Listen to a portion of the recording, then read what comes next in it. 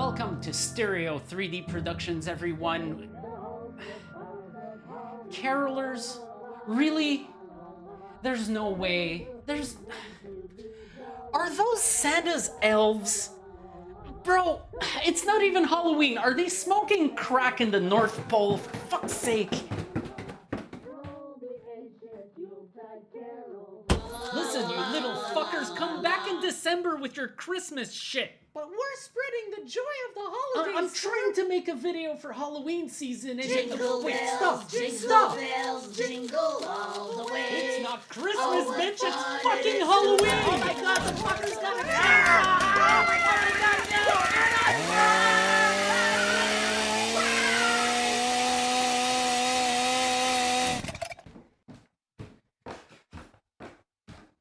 Fucking elves, man. Alright, that takes care of that. No more fucking Christmas music during spooky season. Change of plan. So I was gonna brief you for today's video, but it looks like I gotta go wash off all this elf blood. So, I'll see you in game, okay?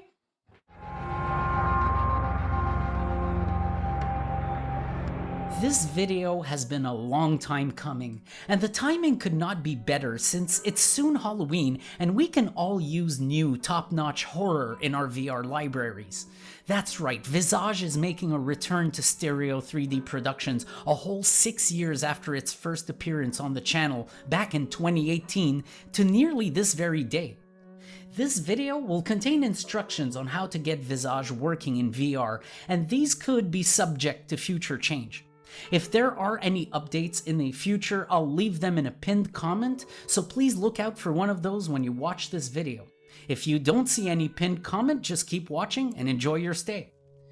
The story of Visage in VR is both tantalizing and unfortunate. See, when I originally visited this game in 2018, it was still in early access, only had one chapter, and came with a promise from the developer made on their Kickstarter page. VR would not be available at the early access launch, but was planned to be added at some point before the game's final launch. Sure enough, I purchased the game soon upon seeing this, because in addition to VR promises, it turns out that Sad Square Studios is from my hometown, and I definitely did not mind throwing some support for local devs making a game this good. During my original video, the studio had shipped Visage with VR support simply checked on in their Unreal project.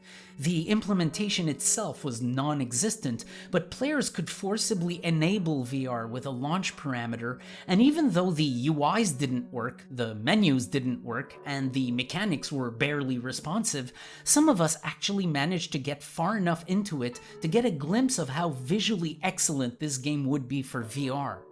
Given the state of the forcibly enabled VR version, the developers eventually disabled this hack. Understandable at the time, but no one knew this would be the absolute end for VR and Visage officially. Of course, you know how this turned out since we're in 2024 now, 6 years later, and there's still no official VR support in sight. It's a damn shame, and one of the greater letdowns in the scattered false promises made during the early days of VR. I really think studios should be more careful about what they promise, as it influences our purchase decision, and I genuinely think we were misled.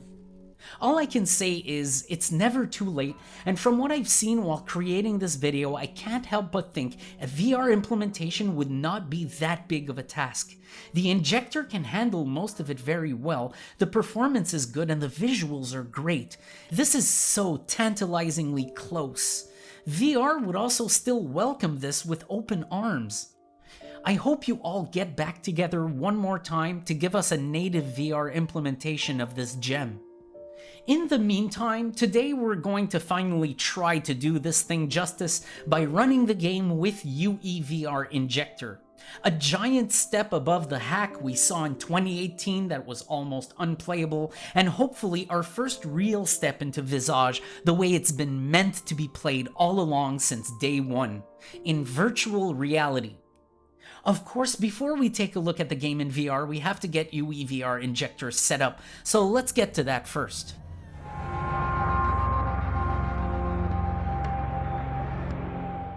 In order to get started, go ahead and download Predog's UEVR Injector from the Releases page.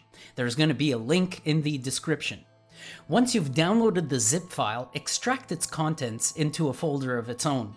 This is a kind of program that doesn't run an installer, rather you just launch it by running UEVR Injector.exe, but at the first run you may notice it'll recommend you switch it into administrator mode.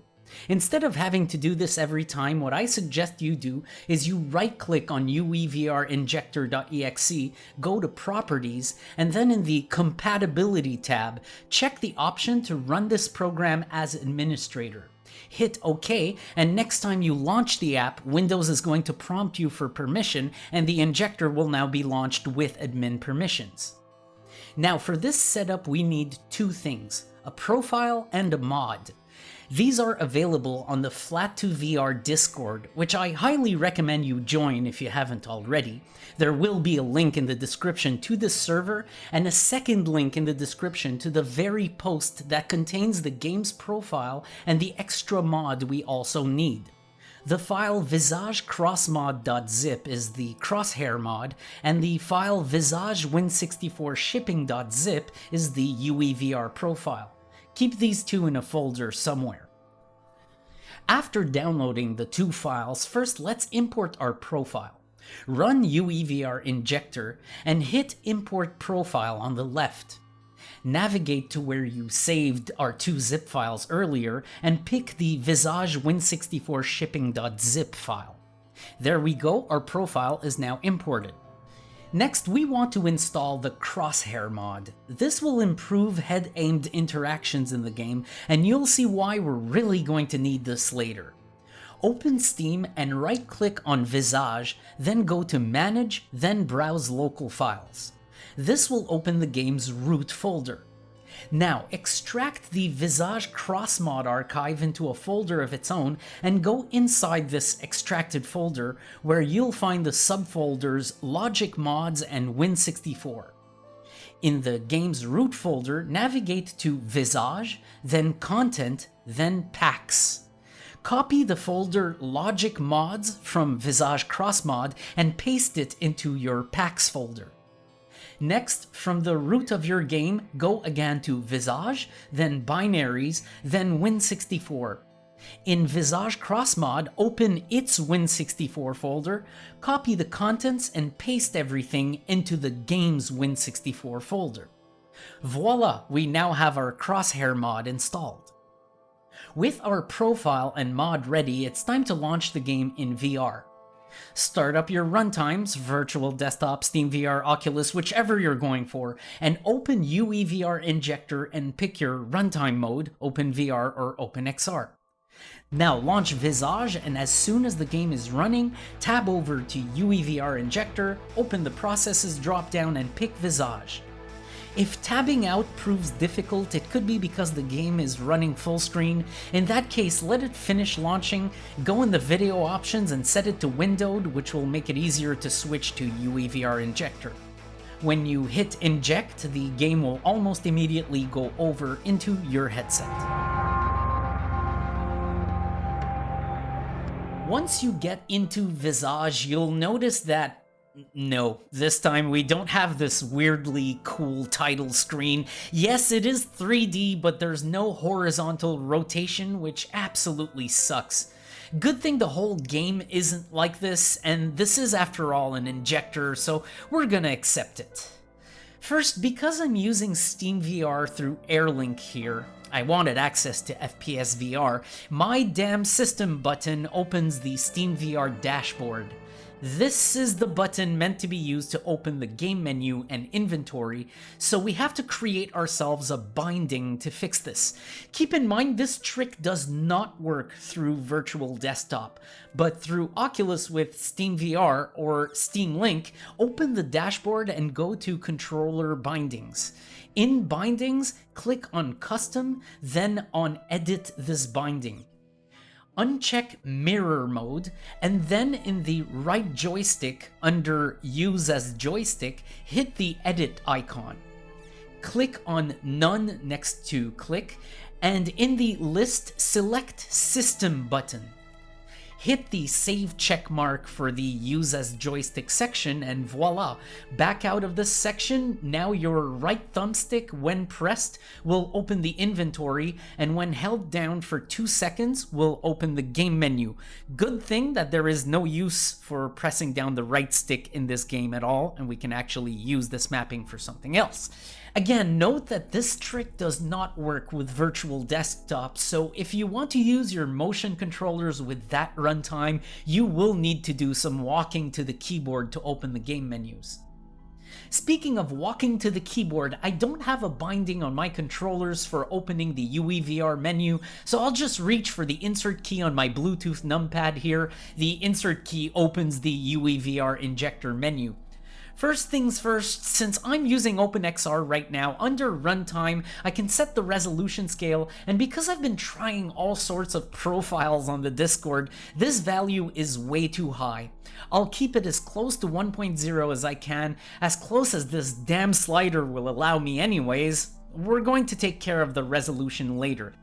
It's possible that this setting will already be at 1.0 for you, which is what we want, but just make sure it's not way over that, and yes, you can mess with this later to optimize visuals or performance.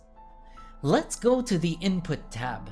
To navigate the menus in this game, we're going to need to use the D-pad shifting, and the default method for Oculus really sucks.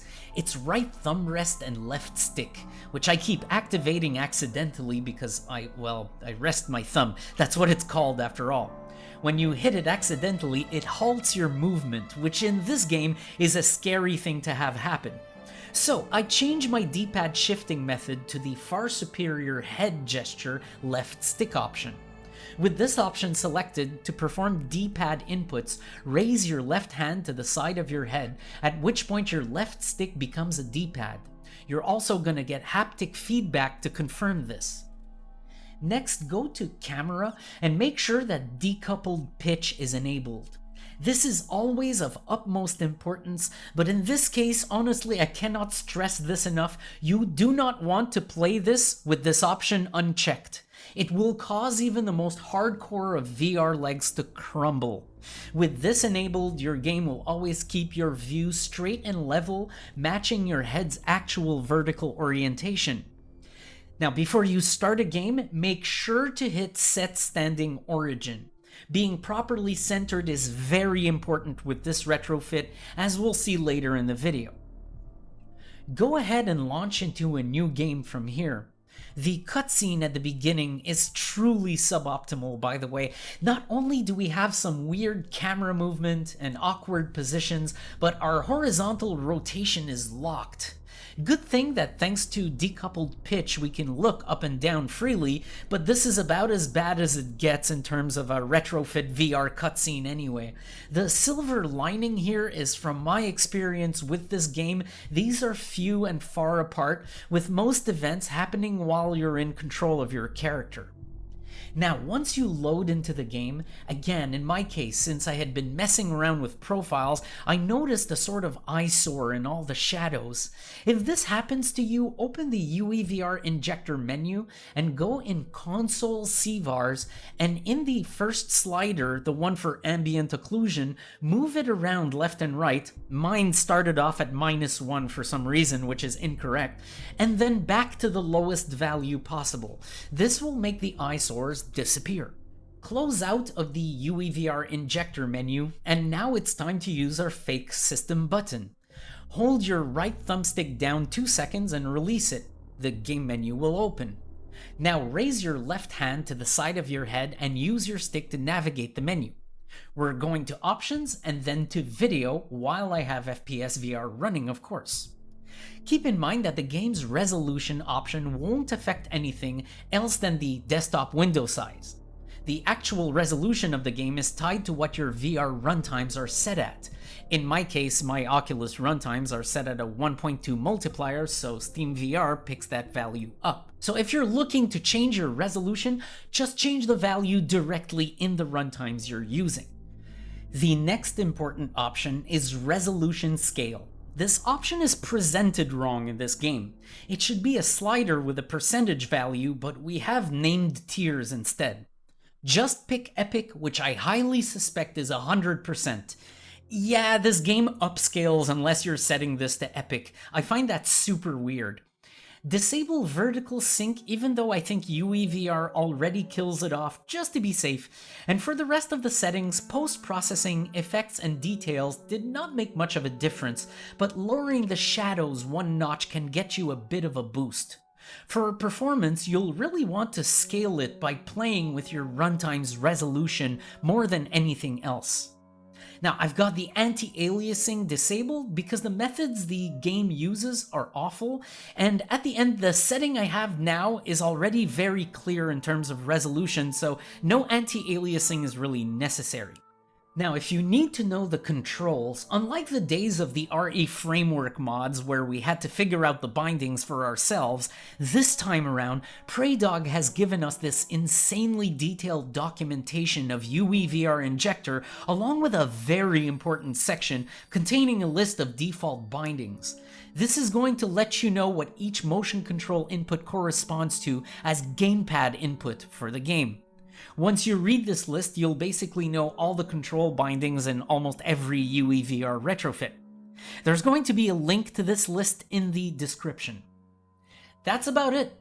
Remember to enable the crosshair mod after you launch. You have to hit the end key on your keyboard. You're going to need this crosshair. Trust me, I'm about to go over how this plays in VR, and you're going to see why the crosshair comes in really handy.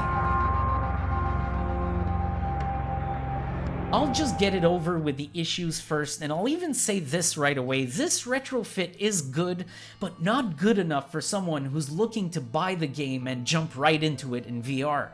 This is really meant for those of us who, like me, originally wanted to play it in VR, bought it, and never came back to it since. You'll have some jank to put up with, as we saw for instance with the opening scene earlier. I myself raised the bar on this retrofit by doing this kind of pseudo room scale playthrough. This retrofit does not in fact support VR hands. It's meant to be played with the gamepad or mouse and keyboard seated, but for a first in this channel's history, I chose to play a seated VR title while standing, with my motion controllers working as a split-up gamepad while I would use my head to aim at things and interact with them. Sure enough, you can expect that this induced even more issues. The first issue, and it's the most annoying, infuriating one, the interaction ray trace in this game is cruel. I remember back in 2018 when I tested this game on the desktop a few times before trying the VR hack, the interaction alignment was already a little fucky, it's pixel perfect. But in VR, with this retrofit, it just gets amplified by 10 to the point where it becomes an actual problem. We have the crosshair mod to help with this, and remember, if it vanishes, hit your end key to bring it back up. And while this thing is a lifesaver in some ways, whenever you become out of alignment with your VR Play Center, you also fall out of alignment with the crosshair, and this can lead to some really drawn out fights with the interface trying to line up that aim so that the goddamn prompt comes up. You can imagine this would be even more hard to do without this crosshair mod. Granted, during my playthrough, I admit I did not use set standing origin often enough, and sure enough, it made the issue even worse. One thing that I really struggled with in this playthrough is the two-handed inventory, which I really don't know if it comes down to a skill issue or just the fact that it's generally annoying. I mean, all the early access bugs for this thing are gone, but it still pisses me off so often. Another issue that quickly comes to light with this game are the awful cutscenes. Your horizontal camera rotation becomes locked, and even though decoupled pitch lets us look up and down, it's still super jarring, and the really exaggerated camera movements do not help one bit. Last, some of the effects are broken in 3D. For example, the rain in the treehouse scene is actually terrible. It's visible entirely in your left eye, but only partially in the right eye. It's so weird. I haven't come into other effects that were this bad. In fact, for the most part, the game did look really good, so fingers crossed that this isn't frequent. The bottom line is most of the issues aren't that bad. It's really just that awful interaction aim that will have your playthrough almost ruined by parts. If you want an idea of how that issue interfered with my playthrough and how I struggled with that damn inventory, have a look at some amazing gamer moments from my session. Now, if I'm not mistaken, I can actually pick up this light. Jesus. Oh my god. Do you see the prompt coming up like that and fidgeting me? There we go. Are you fucking kidding me? Can you let me pick up the... This is gonna be the game. Like, I don't see what zone it wants me to stare at this from. There we go. Oh my god. No, it's not. Oh my god. There we go. I was able to do 2 in a row. Wow. I'm starting to be a pro fucking gamer here. Oh boy. Oh god, that's actually fucking creepy. I'm not able to pick up the doll. Wow. Your hands are full. I hate this game. Oh, this is so sad. Okay, I can't pick up the syringe. Where? I just saw the prompt come up. I'm gonna die a lot in this game because of these issues. Oh my god. Okay, so it's a cutscene, right? And the head is being forcibly rotated. And the rain is a fake layer. Oh my god, I got it. This is very important when you're playing a seated title while standing, while having the ability to change your play center on the fly because you're moving around. Very important to recenter often. Hello? Oh my god, this inventory. Now, there are some excellent things with this implementation. It is Visage after all. It looks and feels exactly like what you would expect from this game. Hell, I know what's supposed to happen next in this playthrough, and the game still managed to make me feel beyond uneasy, actually rattling me a little at the end. It is full-on fingers in the outlet electrifying horror, and giving the basics our sound here, there are extended periods of time where you'll actually sink into the game and really get taken for a ride in the best way possible. The game performs really well for a UEVR Injector retrofit, being on 1.2 resolution multiplier on a Quest 3 with an RTX 4080, I was able to keep up a near constant 72Hz. With a few adjustments, I could likely take this up to 90. This doesn't seem like much, but for a UEVR Injector retrofit, it's what you'd expect given the larger than usual performance overhead we're seeing with this tool. The graphics themselves look great and contribute to that dreadful atmosphere that this game conveys so efficiently. Once I got past the first bits of the game where the horror ramps up a notch, I was finally able to put aside my fight with the interaction mechanics and enjoy a good, drawn-out cat-and-mouse game in pitch darkness with only a camera flash to light my way. Once the game settles in and gives you things to enjoy between fights with its mechanics, you'll start getting drawn in and enjoying it a lot. By the end of my session, despite the issues, I was definitely warming up to this retrofit. I actually have to play with this guy.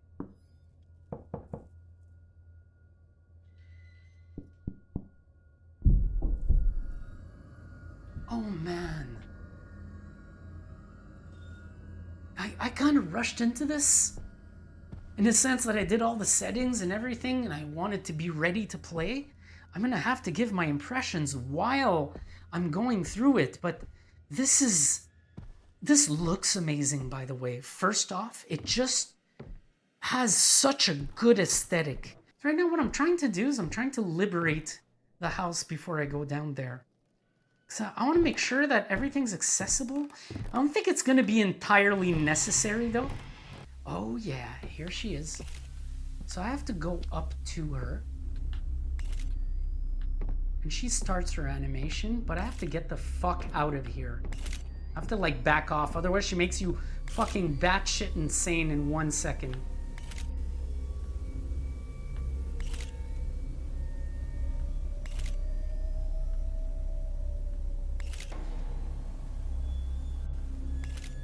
Wow. I already know where to go, but it does show you where to go.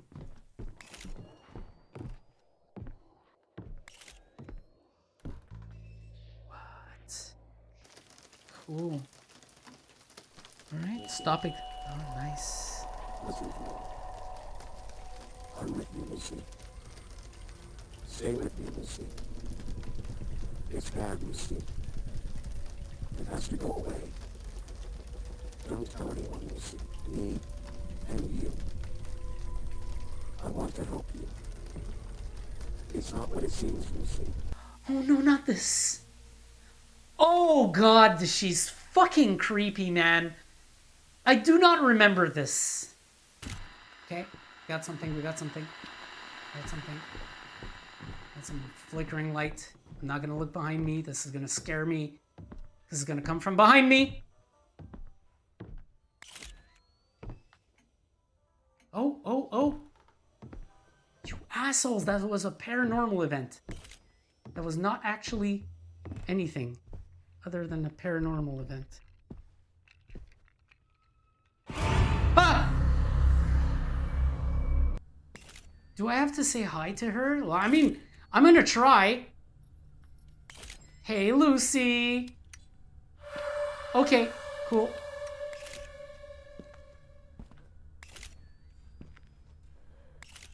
Oh my god.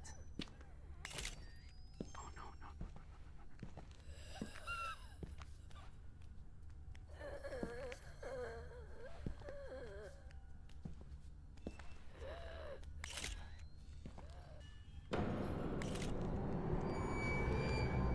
I think she's on me.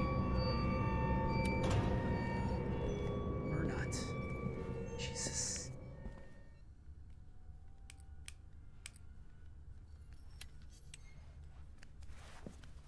Ah! Fuck! Shit! God damn it!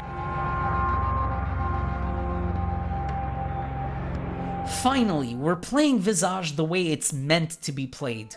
Or almost the way it's meant to be played. Like I said, this isn't a retrofit I can recommend to someone who wants to just buy this game and jump right into it in VR. But it is a good fallback solution for those of you who originally bought it during early access with the hopes of one day playing it in VR, especially those of you who never ended up playing it on the desktop. The adaptation runs really well here. This is the first thing I noticed, and this goes a long way into enjoying the visuals and atmosphere this game provides. It's a really high bar as far as horror aesthetics go, and this adapts superbly for VR. I've only played for around 80 minutes, 40 of which I had already played through before in VR, and once I reached the parts I don't remember or don't know, the nerves kicked in and my rage over whatever issues I deal with faded away increasingly. This has too much jank for general consumption, but if you love VR horror and you're ready to put up with the jank and get used to it, it takes about half an hour, then yeah, you should really play this in VR because the atmosphere and horror are both amplified by a factor of 100 through a headset. Even if you choose to play seated with mouse and keyboard or gamepad, this is so visually rich that you will most definitely augment your experience by using virtual reality. In my case, I think I did well to pick this game as my first seated VR title played standing with controllers. I had never tried this before, and because of the way this retrofit works, it actually worked out a lot better than expected. Yes, the interactions were a disaster, but goddamn was the game so immersive this way. Using this method really led to some added tension at the end when I had to play cat and mouse with Lucy. I just wish this wasn't so tantalizingly close. I'm definitely going to look for solutions to this interaction aim issue, because if it could be even just reduced by 30%, this would transform this retrofit into something a lot more solid already. If we could get rid of it entirely, this suddenly becomes one of the top UEVR adaptations, even without full motion control support. I'm going to try a few things to improve this when I continue playing on the sister channel Stereo 3D Plays. I want to try different methods of doing the aim. There seems to be a working method for hand-based aim. I found a video on this, but it's in Spanish, so I'll carefully look at what they're doing and try this adaptation for myself and see if it's any better. Another easy solution to this issue is to play seated with mouse and keyboard or gamepad, at which point the play center won't come out of alignment as drastically, something I also plan on trying in future experiments.